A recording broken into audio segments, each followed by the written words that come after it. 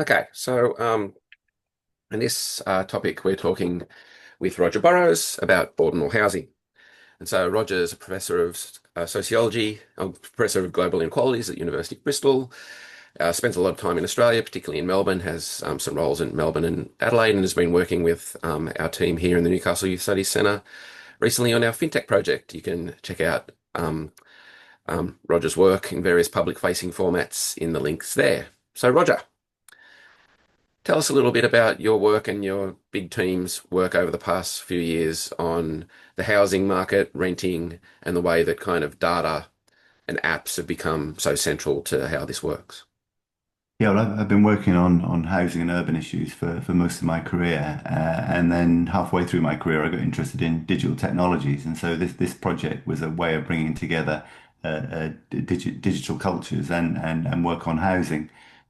Based in the UK, we got a big chunk of money from a charitable foundation called the Nuffield Foundation to look at the emergence in the last decade, but especially the last 5 years across all tenures, not just in renting, but in mortgages and in social housing as well, of what we call algorithmic risk profiling technologies, where increasingly, when you try to get a rental, when you try to get a mortgage, when you try to get access to social housing, increasingly data about you was a key aspect of whether you got access to property or not, to a basic human right, really, I suppose.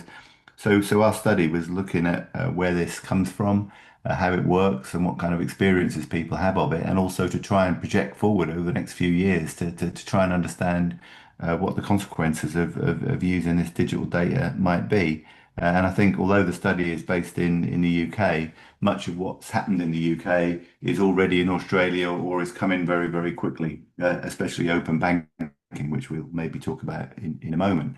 Yep. But as sociologists, it's no good just trying to describe the world using data. You need some kind of conceptual framing. So the kind of conceptual understanding that we have of this is really framed by a great book by Foucault and Healy called The Ordinal Society, which is a book which looks at the way in which more and more data accumulates to individuals and is then used to classify them and critically to rank them.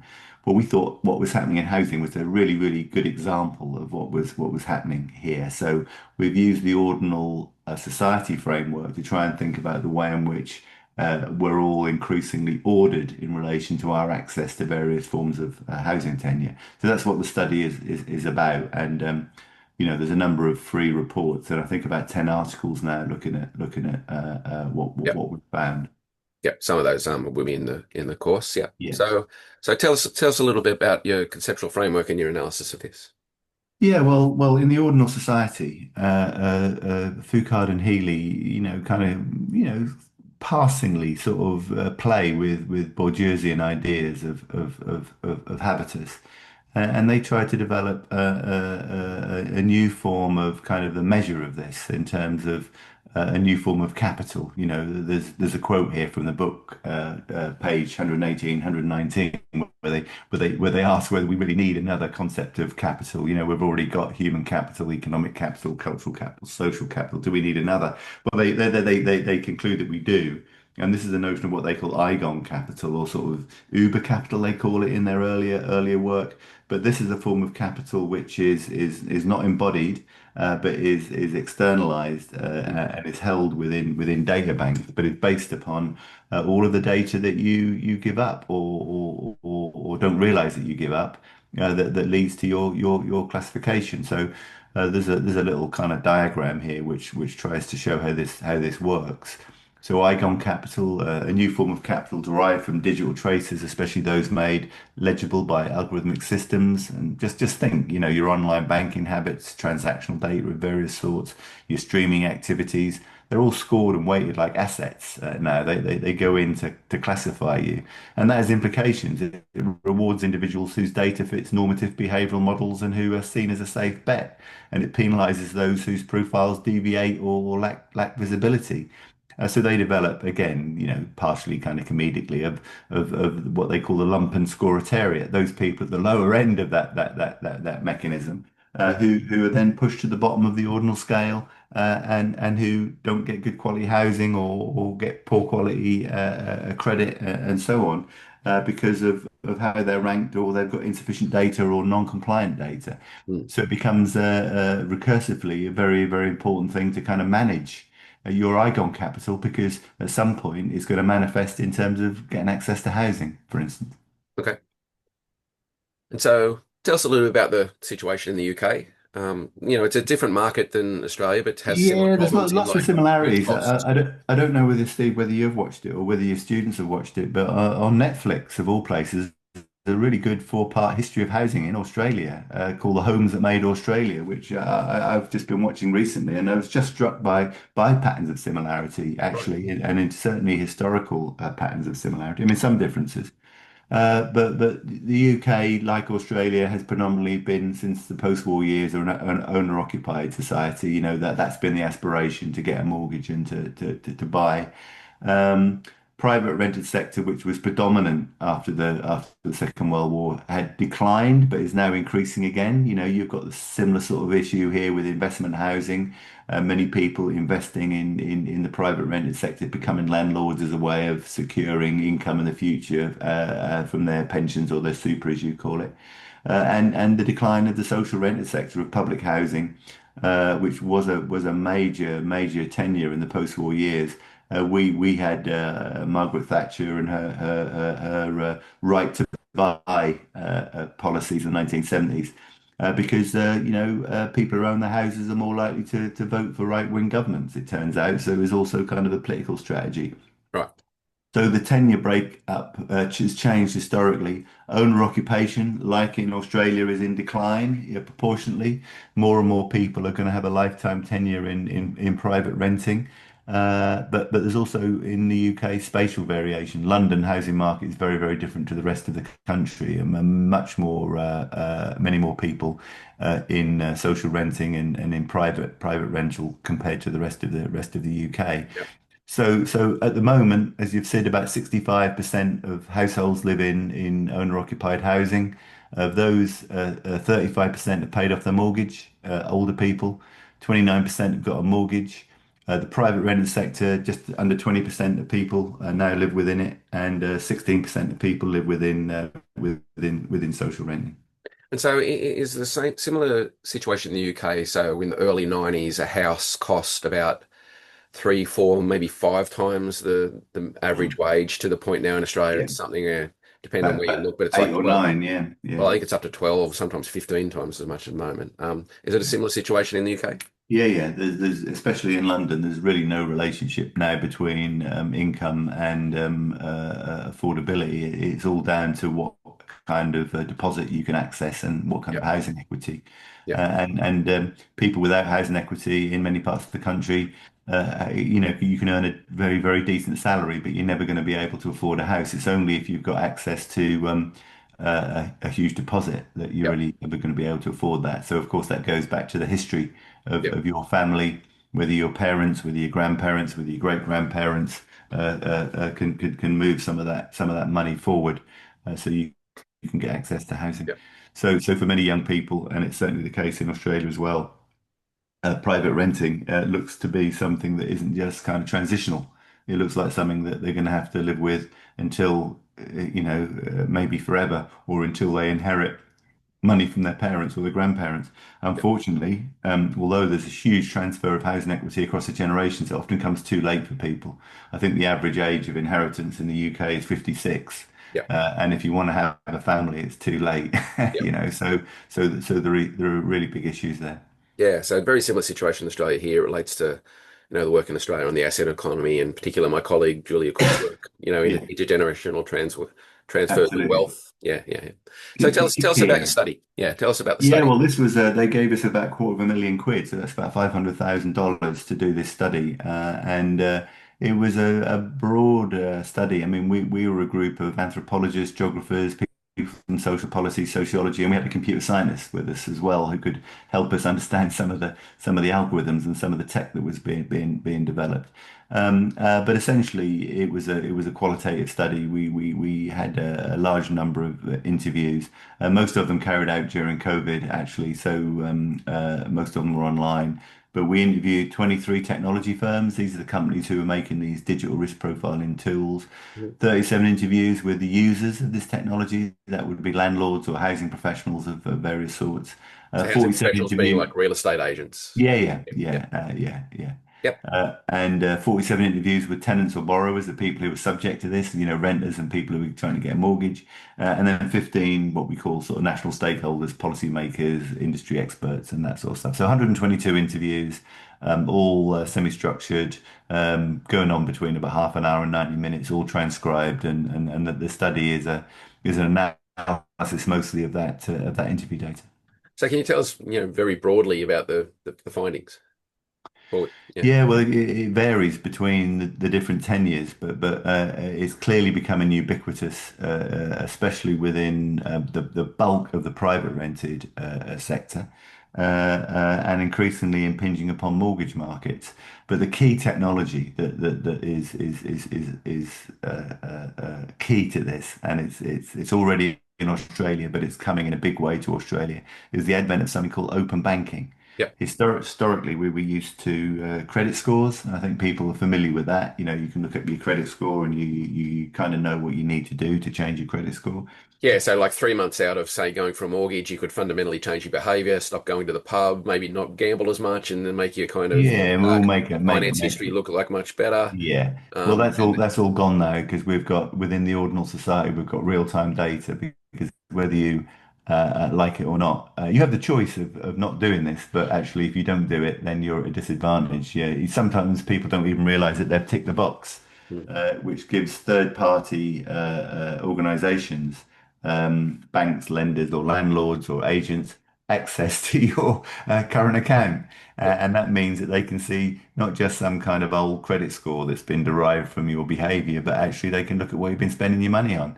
yep. And they can work out all kinds of predictive things based upon AI and machine learning. So they go through, your current account and see what your pattern of expenditure is compared to other people, and that's the thing that kind of feeds into the classification. So it's used in various ways. You can see on this slide here in the private rented sector, it enables landlords to evaluate tenant risk and rent paying capacity based upon real-time financial behavior.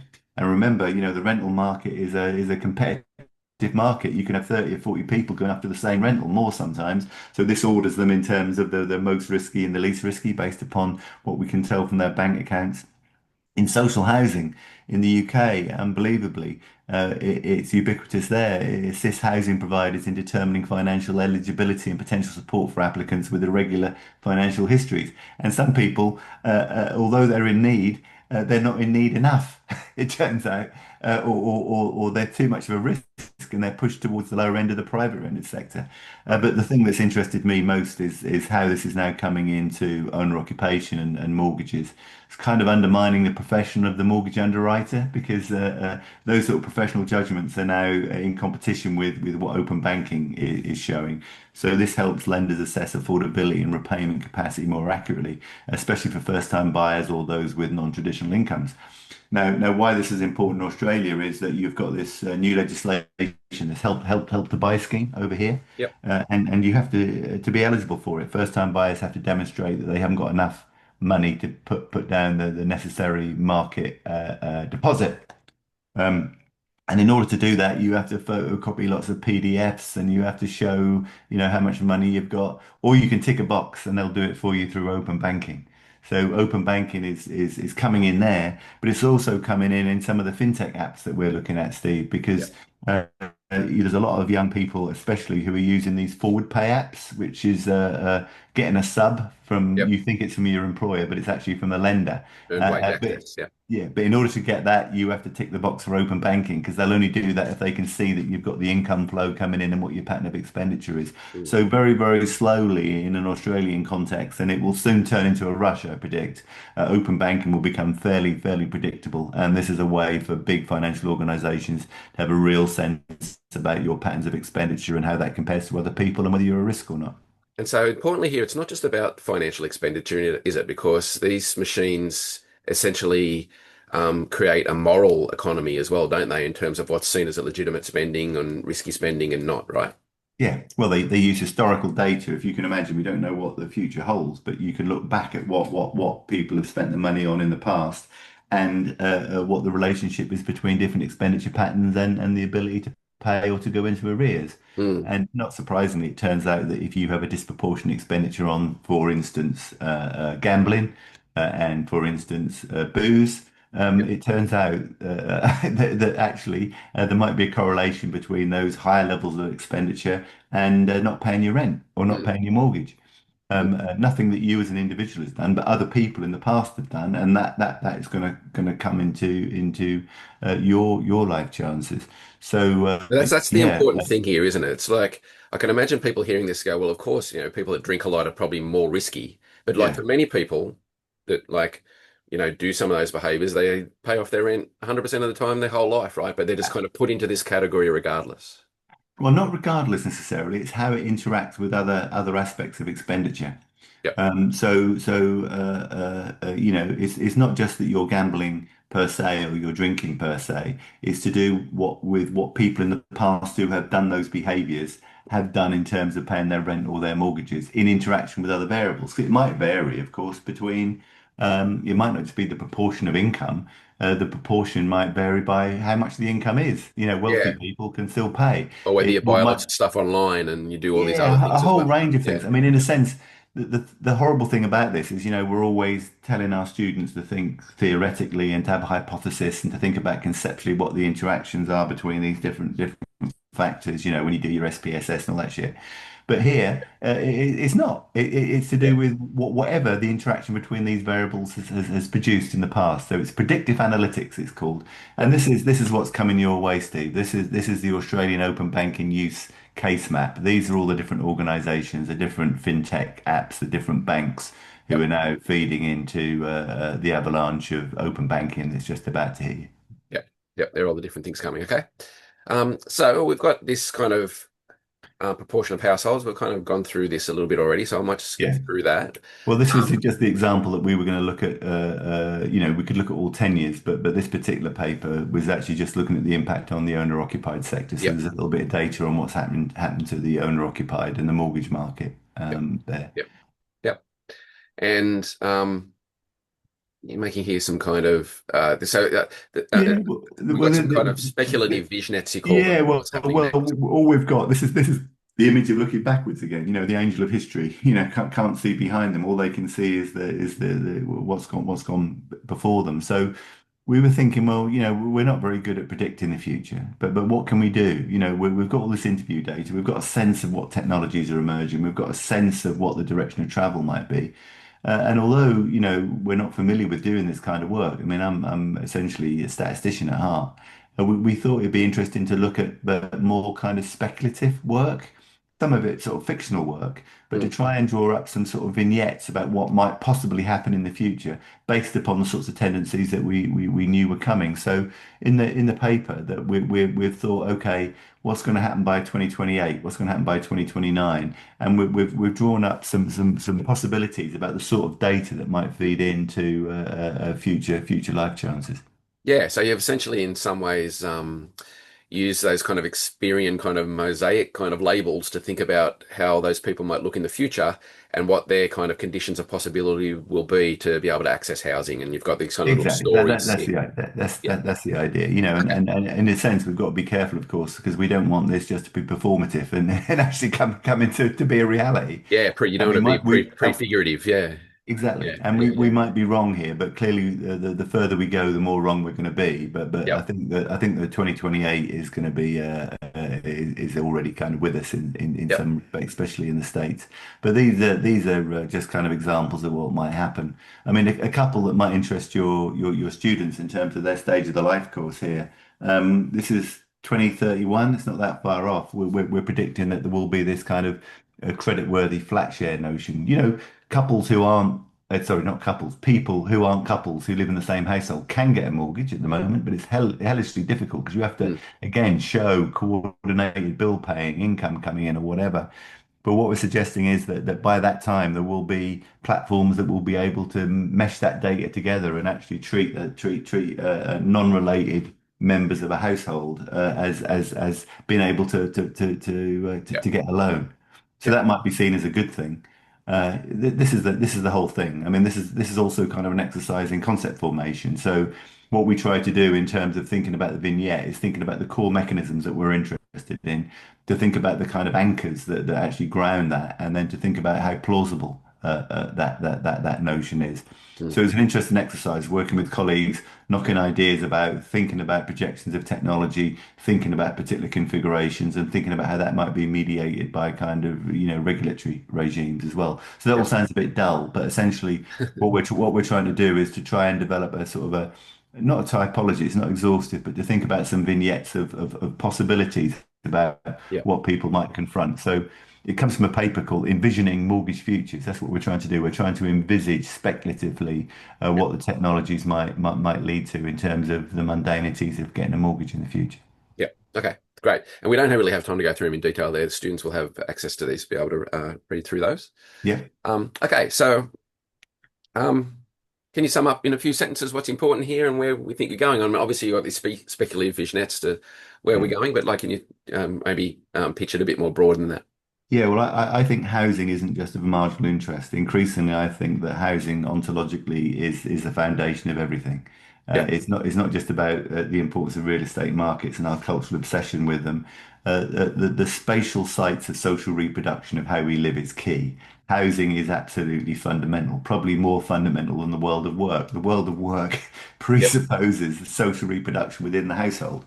So getting access and variable access to the means of social reproduction, if I could call it that, seems to me to be critical. And to the extent that that is increasingly mediated by digital risk profiling technologies, that seems to be an important thing to study and to understand. So it's not just about housing studies. This seems to me to go to the very heart of understanding social reproduction and patterns of inequality.